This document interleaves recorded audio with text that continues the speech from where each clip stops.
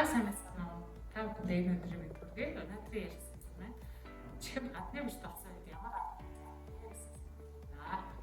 за чихэнд сүүлийн талбарт гадны хөвгтөр сонирхцаа бас бол чихэндээ гадны биш маш хэмжээний шүүр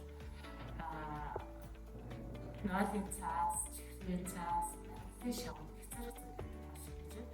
Тэгээ гадны биш хийсэн үед нөө яаж авах гэж авах та чихрийн сүмний хамыг бодно. Цаашдаа хингэлийн альсан гэдэг эрсдлүүд өгдөг байгаа. Гадны биш орсон тохиолдолд эрсдлийн хэмжээ жоохон зүйтэй гэж байна.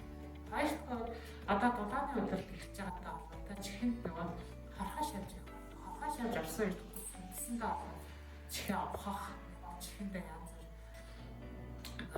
их зэрэг эрсдлүүд гардаг. Энэ нь болохоор чихнээс хугийг болно.